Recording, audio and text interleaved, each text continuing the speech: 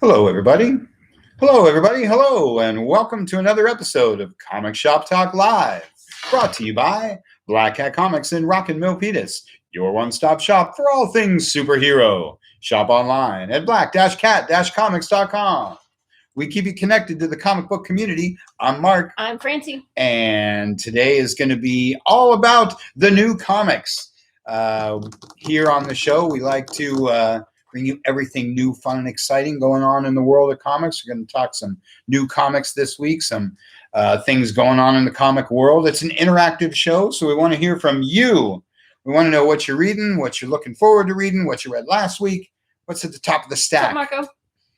So let's get on with it. Always like to start the show with a little, as you were, comic shop news.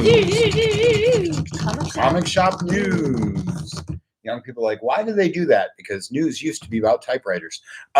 So things in the world of comics, not too much breaking news, I guess, but I think the news with the Marvel distribution is continuing to roll out, getting a little more traction. Talked a little bit about that last week. I can always go on about the new episode of Winter Soldier, Falcon and Winter Soldier, because that's awesome. Who's watching the Disney Plus stuff? But what's up, Marco? I don't know. There's not really a lot of news out these days. I was to say, we kind of talked it up last week with, Comic-Cons coming back. And in August. The Marvel distribution news. No. I'm getting confused. Free Comic Book Day is coming back. Free Comic Book Day is August. Coming back. And we got to figure out what we're doing. Yes, we need to figure out Free Comic Book Day. We're doing it. It's happening. That's August. Then Comic-Con is November. San Diego Comic-Con in November. New York Comic-Con is sometime at the end of this year. Yep, that's coming next week. Yep. But yeah, there's not a whole lot of news, I guess. Oh, Invincible on Amazon. Yep, that's another big show. Boy, there's so many shows, so many channels. S.C. Gilliam. So if they just launched a reprint of Invincible #1 that came out just a couple weeks ago. So if you want to pick up just a reprint of the first issue, we should have it on our online store. Save yourself a lot of hassle, and much like I tell people who do Walking Dead, pick up the omnibus, pick up the Invincible omnibus, and I think there's the giant tome. I don't know if we have one out here, because again, much like Walking Dead, because it's Kirkman, so you're gonna start reading Invincible, and it's gonna suck you in, and the book twists and turns, and it hypes itself as the best superhero comic ever made. I don't know that I'd go that far, but it was really, really a fun read. Just the first issue. That's the reprint. Like I say, commit to the omnibus because you're going to want to read the whole thing anyway. It really was very, very well done. Read this one first, and then if you want the omnibus. I used to complain in the store because Walking Dead would sell like this and Invincible would sell like that, and I was telling everybody. I mean, obviously, it's two totally different things, But as I always like to push by creator, I was telling people, if you like Walking Dead, you should at least try Invincible because it's a really good read. So I'm glad that it's I'm glad the show is animated because they don't do enough animated comic book superhero stuff. I love all the live action stuff, but animation is really what it's meant for. So I like that they animated Invincible. I like that it's out there and will bring more attention. It's definitely one of those things that brings more attention. Pretty close to the best, yeah. Pretty close. I mean, if Fantastic Four is the world's greatest comic magazine, then Invincible can also be the best superhero comic book in the universe. I'll accept that tagline. Yeah, glad you're liking it. I haven't checked it out yet. So like I say, that's a little bit of comic shop news, is that there's shows everywhere, and then everybody's no matter how much you're doing, I say this about comics too, no matter how much you're watching, there's something you're missing out on. Folks might not be watching Resident Alien, or they might not be watching so good. I don't know, any of the million things that are out there. So good. And as a longtime old school comic guy, I love living in this world. I love living in a world where there's so much quality comic book and superhero related entertainment. There's real money put behind these shows. Yeah. Well, and the fans show up. And I'll say while I'm on this tangent, I'll throw another thing out there that I've shared with a few other folks, and I think it's an interesting point. The Justice League Snyder Cut thing. However you feel about it. And most people are really digging it, and it's real popular. And so there's Justice League, the Snyder Cut is 4 hours long, and people are loving it. Simultaneously, there's weekly episodes about an hour long on the Disney Plus thing, Yeah. and people are loving it. I love that the fans have shown the producers of all this stuff that we want all of these formats. Yes, you can give us a 4-hour movie, and we want to see it. We want to get into that. We want to chew on all of that. We're totally open for a movie that's way too long.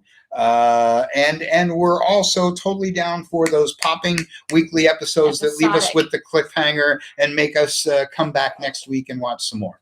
And the medium of comics that we know and love. Because a comic book can be any of these things. A comic book can be a 250-page graphic novel. It can be a 6-page wordless 5-minute adventure. And then it can be anything in between. And with all of these streaming capabilities, they can really explore how each story, what works best for each story. And anyway, I'm happy that they made this ridiculously long movie, and yet everybody wanted to see it and everybody's loving it.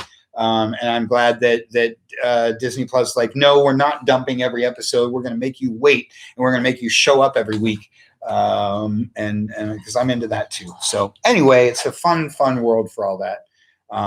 And as we get into this week's comics, I think it's a good example of how all of those things are true in comics too.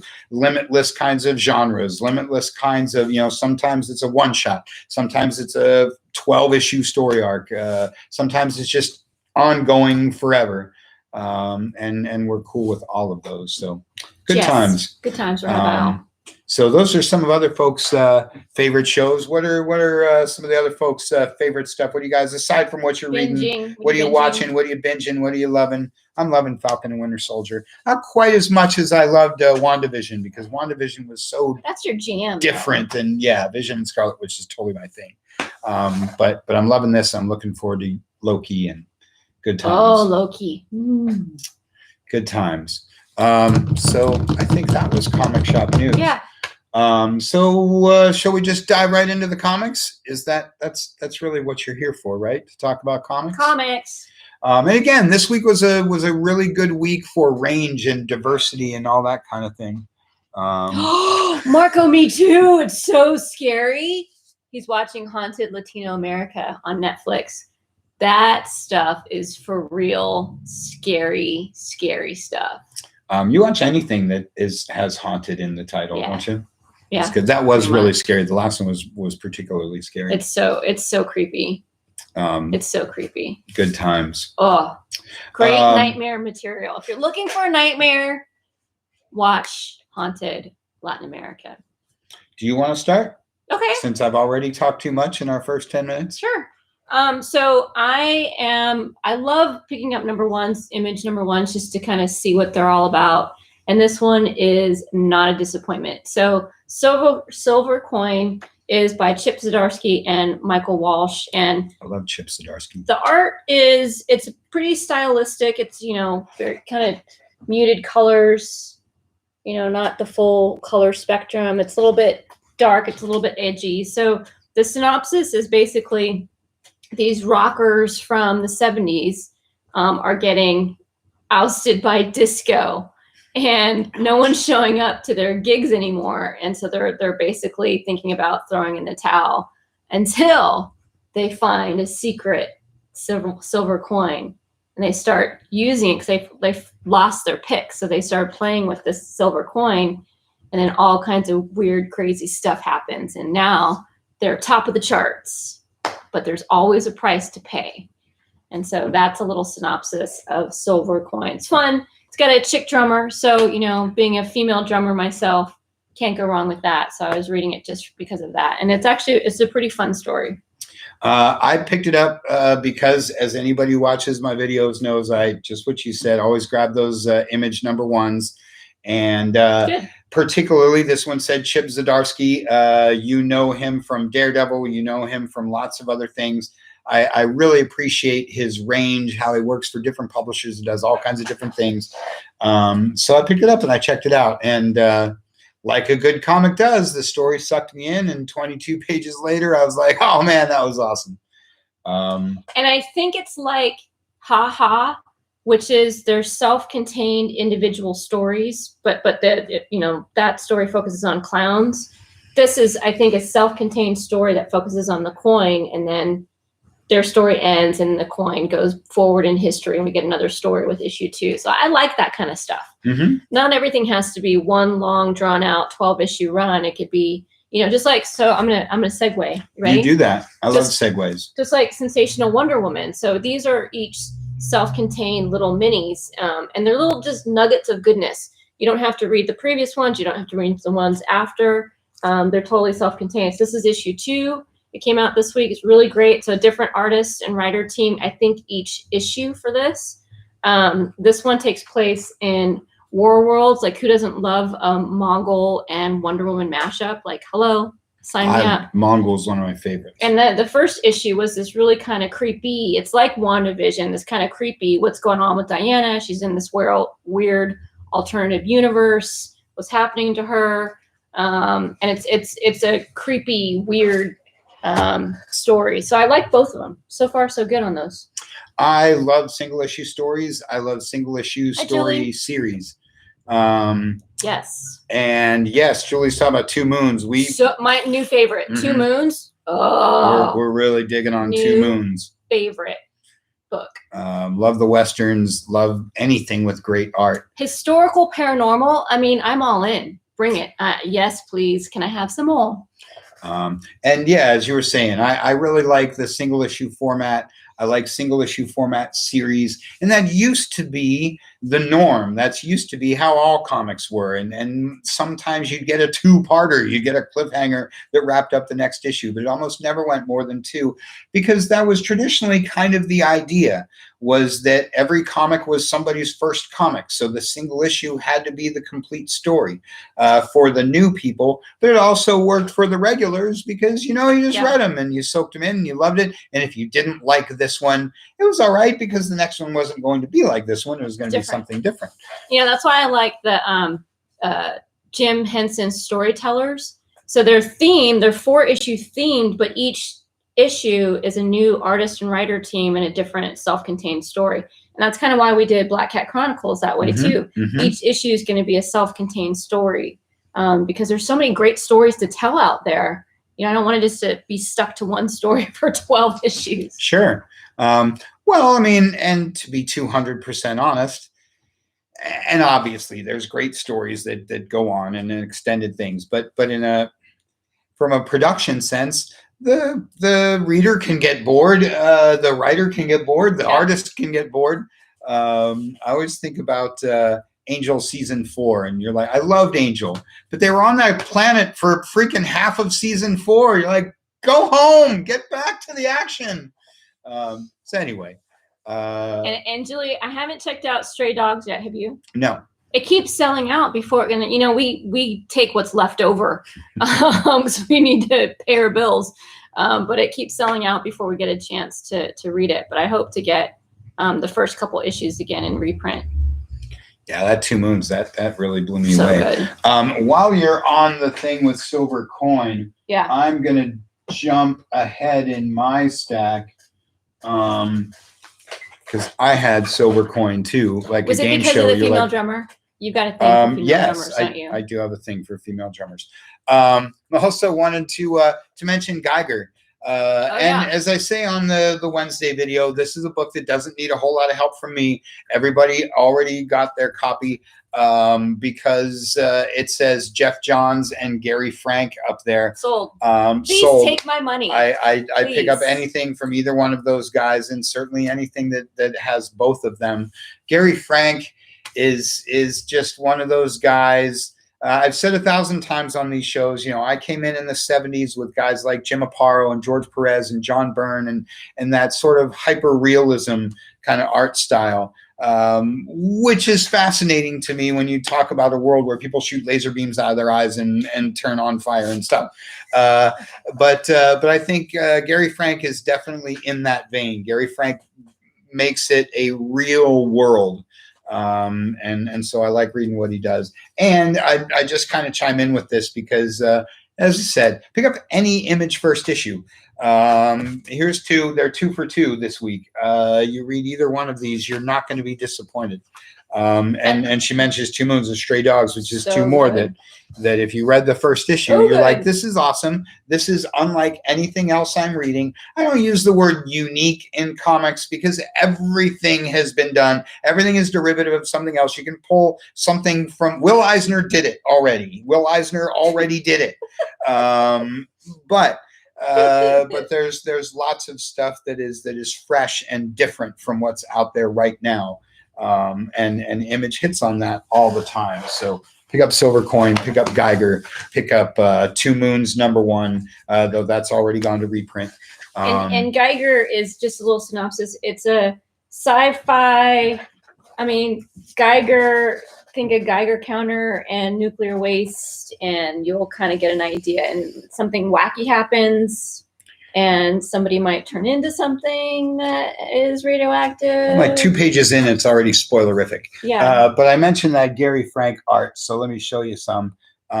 You've all read his Superman stuff. You read Doomsday Clock. You've seen Gary Frank around. Solid. But if you need a reminder, or if for some reason you don't know the name, I say really, really solid. Again, I like an artist that makes it feel real, but is also its own world. That's Gary Frank's world. That's Gary Frank's people and buildings and clothes and cars and good stuff. Good stuff. Fun times. Is it my turn? It's your turn. Okay. Even though I just sort of piggybacked on your thing, but that's okay. No, go. I like piggybacking. Okay. All right. So Swamp Thing is also on my list. This is the B cover. So first issue was great, creepy, gross, and I mean, whenever you open up with like maggots and how you understand how long a body has been dead by the lifespan of a maggot, I'm hooked. I mean, that was like 2 pages in issue 1. I'm like, yes, I will read that. And so issue 2 does not disappoint with the art is amazing. So take a good look at that.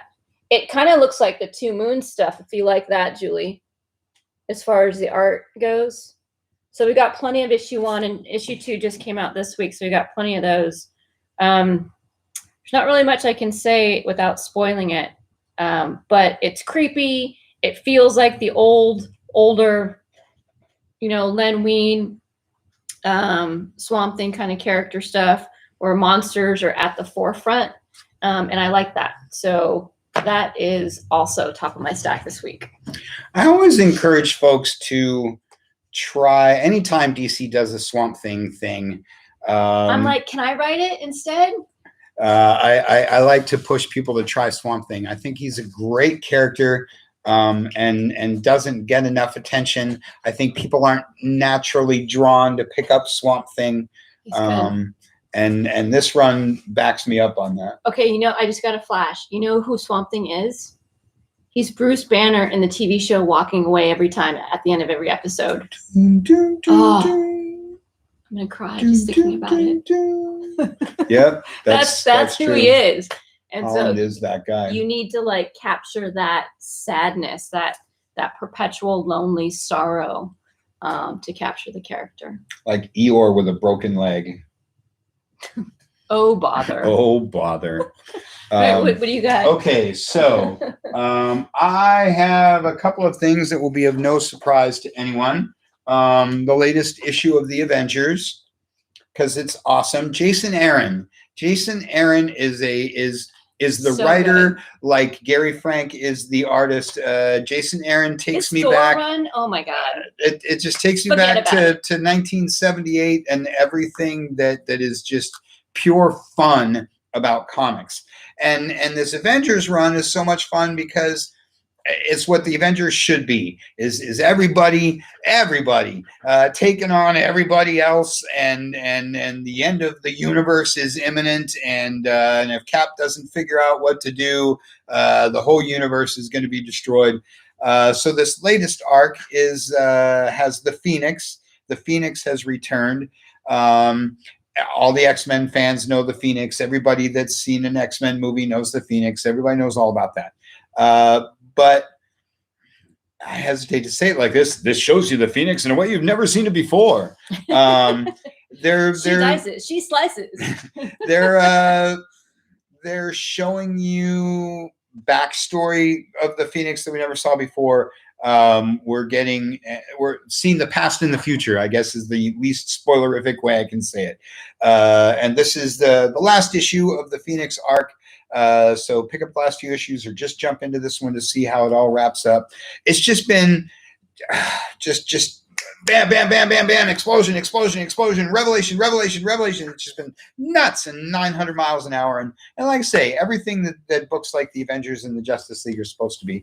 And ancient secrets revealed and all kinds of stuff. So if you aren't reading the Avengers, you're missing a really, really fun book. Again, you can just pick up this one, and the next issue will start the next arc. So in good classic style, just pick up the latest issue, see how it all wraps up, and get ready for the new story arc to begin with the next issue. Like I say, if you know Jason Aaron from his Thor run, if you know Jason Aaron from anything, smart. He does just great characterization. It's really hard to... That looks a little like for younger audiences. It's Avengers. It's a flagship title. It's a rated T sort of thing, but that's a cool page. I mean, you can tell just right there. There's a lot going on in this book. Action packed. Is everybody a Phoenix? Yes, everybody is a Phoenix. Fire and lots of it. Lots of fire. Fire always makes comics cool.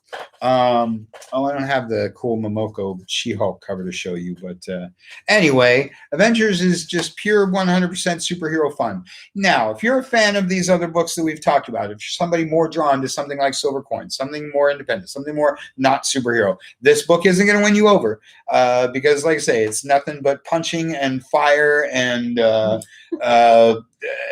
metal and capes and all this stuff that I love to read about. And it's superheroes at 90 miles an hour, and that's a ton of fun. But I'll throw that little caveat in there where, in a sense, it's just superhero. Now, I'm going to keep rolling. Yeah, go. This book is a brilliant mix of both. Again, I wasn't going to surprise you because I talk about Immortal Hulk all the time. But if you're not reading Immortal Hulk, again, you're missing one of the most interesting and well-written and exciting comics out there. This book is a beautiful mix of every genre, of every kind of style in the perfect amounts. You're laughing one minute, it's tugging at your heartstrings the next minute. You're worried about the Hulk, and then you're mad at the Hulk, and anyway, on and classic. I love this issue because it does what a lot of Marvel is doing right now. They're showing you classic villains. This one has the UFOs. If you're any kind of Hulk fan, you love the UFOs. If you are not 100 years old... What is a UFO? Exactly. If you're not ancient like me, you've never even heard of the UFOs because they haven't been in a comic in forever. But they're awesome, and they show back up in this, much like Alpha Flight. If you're 100 years old like me, you'll love Alpha Flight. If you've been in comics for only 20 years, you've probably never read an Alpha Flight book. You don't know who Shaman is. But like I say, they bust out old characters and give you new ways of looking at them. They bust out new characters and make them cool and interesting and show you how they relate. And as always, because you mentioned it, this book is all about why it sucks to be Bruce Banner. Mm-hmm. Bruce Banner is the saddest thing in pop culture. Mm-hmm. And through 45 issues of this book, his life has gotten even worse in ways that you could have never imagined. Mm. Who's writing it? Peter Ewing has been doing the whole series. The writer and artist have been on this book from the very beginning. It's their brainchild, and they're rolling with it. And a little, it's kind of the opposite of what we said earlier, in that, and as I started with, comics can be a little bit of everything. Sometimes it's a single issue thing that pops and explodes in your hand and then you're done. Sometimes it's something that goes on for 45 issues and you need that next issue. They leave you, and this one will do that. You get to the end and you're like, oh, no way. And now I'm dying for 46. So again, pick up the first trade paperback if you haven't read any of this, so you get the gist of why he's immortal and not incredible and all those kind of things. And then that book will suck you in. It will terrify you. And it will make you want to keep reading. And like I say, this book is everything that makes comics fun. It's a little bit horror, a little bit science fiction. It's other than, I guess it's not very Western, but like I say, it's there's even a little romance. Lastly, what I love about this particular issue, to those who are reading the book, and this won't be spoilerific, one of my favorite things, one of the things that makes superhero comics great, the best of them, take you to that place where you think for just that minute, I don't think the hero's getting out of this one. The writer has written you into a thing. You knew when you started the book, Superman wins. Superman always wins. Captain America always wins. The good guy wins. That's comics. But a great writer takes you to a point in the story where you don't see that, where you're like, wow, this might be the end. This might be the end. What how's Brucey going to get out of this one? It's good. It's good. And those great stories take you just to the bottom, and you're like, oh man, that's so harsh. It sucks so bad to be Bruce Banner. And then you turn the page and you realize why the guy's the hero. You realize that nothing, not even all the horribleness that happens to Bruce Banner, nothing is going to keep that guy from getting up and punching the bad guy in the face. That's what makes comics great. And in this book, this issue is where that point is, where you're just like, oh man, oh wait, wow. And I don't know, that's fun. That's comics. That's fun. That's the magic and the beauty of comics. It really is. And didn't mention, come on, look at that cover. Look at that Alex Ross cover. I say all the time, like with this one and Captain America and anything else that's blessed with an Alex Ross cover, that's worth $4. That cover's worth $4. Good times. You won't believe the last page. You won't believe it. So good. Good times. So good. Let's see what else I got. I got on my stack the last issue of the 8-issue series, Joker Harley Criminal Sanity, and it is amazing. This story has been so creepy all the way up until the very, very end. I haven't read this last issue yet. I'm savoring it. I'm probably going to go back and start reading number 1 and then go all the way through to this last issue because it's really intricate. Again, if you haven't seen this before, you don't know what I'm talking about.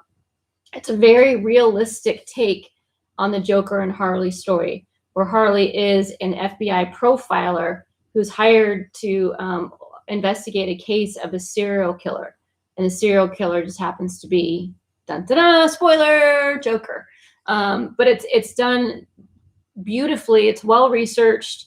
It's very scarily believable, and the art is just stunning. So just to kind of give you a sense, I'm not going to spoil anything with this one.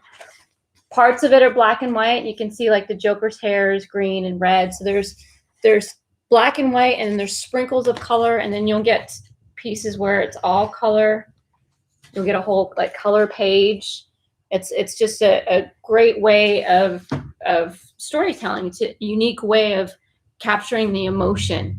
We talk about color versus non-color a lot, and color is like the musical notes in a movie. The color helps to set the mood and set the emotion, and they play off of color quite a bit in this book, and it kind of helps to amp up the suspense along the way. So well done. Can't wait to read the last and final issue of the arc. It's been a great series.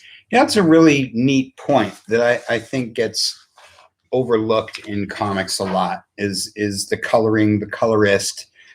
Because as you said, for a book like Silver Coin, the muted color the grays and the sort of depressing kind of angle of the art is part of it. And in this one, like I say, the transition in that page right there, the transition from color to black and white, what you choose to color different things is a artistic choice that is perceived by the reader. Going back to, then you pick up a mainstream superhero book, and as you said, it's sort of almost immediately looks meant for a different reader. It's bright, and it's exciting, and it pops, and it's I don't know, light and fast, and isn't part of the storytelling per se, but is definitely part of the perception that the reader gets from the story. It's the energy of it, you know, that it's a high octane story, and so the colors really pop. Be bright. Yeah. People ask me, you know,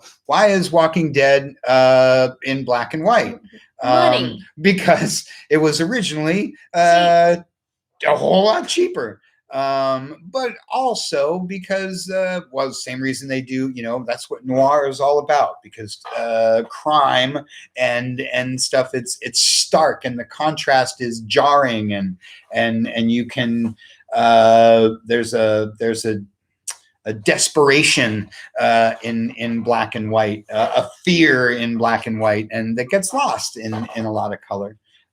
So I think it started as a financial decision, but was probably an easy choice to make for a horror book.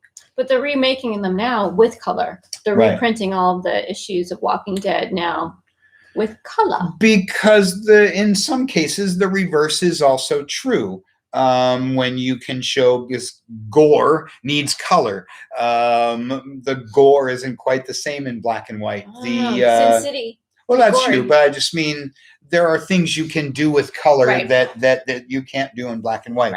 There are, you know, having already read everything in black and white, now we can show it to you again in color, and you'll get a different vibe from this page or from that scene. Same reason they re-released Justice League Snyder Cut in black and white. For all these reasons that we're saying, because it's one thing to be all exciting and ooh and ah, and that's another thing to see it in that sort of stark, gritty black and white. That's cool. And like I say, I think colorists and inkers are super unappreciated in this industry. Everyone loves the pencilers, and with good reason. That's where it all starts. But the penciler only does about 60 to 70% of the art. A lot of the art that you're looking at is the inker and is the colorist. And it has a huge effect on the story and the storytelling. So I just thought while we had a couple examples, I'd throw that out there. Yeah, no, it's good. It's a good point. We're getting a little long, but I have a few sort of different things that I want to do. We'll do lightning round. Okay. Marvel Tales. Marvel Tales is a reprint book. This guy is like $7.99. So it's a little pricey, but every issue they reprint 3 or 4 classic comics with a theme, a character theme or an event theme or whatever have you. And I really, really encourage folks, not every single issue. If you don't love the old books like I do, you don't need every single issue. But every once in a while, if it has something like Squadron Supreme and you don't know much about Squadron Supreme, pick it up and check it out. Because, again, they give you a whole bunch of comics all in one thing. Fun to read. A lot of these are not reprinted. A lot of these are not collected in trade paperback. You'd be really, really surprised to know how much material is not in trade paperback. Can't get it anymore. And so it's fun to pick up, or they omit things. You know, you get number 60 because that's the first appearance, but you don't get 61 and 62. So anyway, I liked this one particularly because they're all 4 Avengers issues. You know, I'm a fan of the A-Team. And little Kazi trivia note. I finished my run of Avengers a few years ago. This one, number 70, was the last one that I needed. This one, number 70, was the last one on my list, and I couldn't find it anywhere at any show for the longest time. Why? Because it's the early appearance of the Squadron Supreme. It's a very rare and very cool book. So anyway, Marvel Tales, there's a whole bunch of these. Check them out on the website. They're a lot of fun. Next is this guy, Vlad Dracula. The Impaler. Super awesome. It's a big, cool graphic novel from IDW. Black and white. It collects something that was done by Marvel long, long time ago. cool art there. Esteban Morodo. The reason I mention it, I'm stealing her thunder. She's usually the one to talk about horror stuff, is my man Roy Thomas. You see the name right there, Roy Thomas. Who's Roy Thomas? Roy Thomas is the heir apparent of Stan Lee. Roy Thomas is the guy who was handpicked by Stan the Man to take over all his books, all his editing, all of his whatever, because Roy Thomas is one of the most talented people to ever work in comics. You might know him from as the writer of Conan the Barbarian or a whole bunch of other stuff. If you know Len Wein and Marv Wolfman and those greats, you should know Roy Thomas. And much like we've just been saying, part of why I have it, check out that cool gray cover page, because it's Dracula and it's black and white. Old black and white Marvel magazines were super awesome back in the day, and it's great to see that stuff collected and reprinted. Lastly is Heavy Metal Magazine. This is an all-ages program, so I probably shouldn't even be bringing up Heavy Metal Magazine because Heavy Metal Magazine is, well, maybe not adult, but if it's not adult, it's as mature reader as you can get. I'm showing this issue two reasons. Oh yeah, there's definitely, but it's not pictures; it's just art, so it's not quite the same. Anyway, Heavy Metal is awesome. It's it's X-rated. It's an anthology magazine. All kinds of different writers, all kinds of different artists, always with a kind of sci-fi horror bend with an adult motif. It's been around forever. There's been movies. People know about Heavy Metal, but a little like Mad Magazine, it doesn't come out very often. So when it does, I like to put it out there. Hey, Heavy Metal is still around. Still has some of the best art in comics. Not even close. But Frank Frazetta, this is the Frank Frazetta issue. And much like Roy Thomas, much like a lot of people, Frank Frazetta is somebody who is... on the one hand, world famous, and on the other hand, a little bit unknown. And so, again, if you're someone who's not dissuaded by some mature content, pick up an issue of Heavy Metal. Pick up this one with, I'm pretty sure that's his, what do they call it? Self-portrait. Self-portrait of Frank Frazetta. Any Conan fan knows Frazetta. You probably know Frazetta work. If you don't know the name, you would know the pictures if you saw them. I got a trading card set, actually. It's one of my favorite trading card sets. Anyway, Heavy Metal's awesome. Frank Frazetta's awesome. Like Roy Thomas, one of those guys who deserves his attention when he can get it. So pick up Heavy Metal this week because that's awesome. I say good range of diverse stuff this week, not just the superhero goodness. You know, one thing that we forgot to talk about in the news, I'm looking on my phone because I want to make sure I get the name correct and don't mispronounce it. But we had a legend that passed away this week. Mm-hmm. A legend in the world of Wonder Woman comics, Joy Kelly. Mm-hmm. So I think we were there at that panel when Mark Evanier brought her out. Evanier, that dude. So she wrote under a pseudonym, Charles Moulton, and was never given the accolades. But she, for a very long time, wrote the Wonder Woman books consistently for years up until she got married and had kids and stopped her own career, which was unfortunate for the rest of us. But she passed away this Monday at the age of 97. So Joy Kelly, thank you for all of the Wonder Woman comics. First woman to write Wonder Woman. And yes, we were at that panel at the Quick Draw. And you brought her out. Mark Vanier told the story and introduced her. And she was just charming and funny and it's a tough room. It's tough to stand up in front of 1,000 people and even just to stand up and be introduced.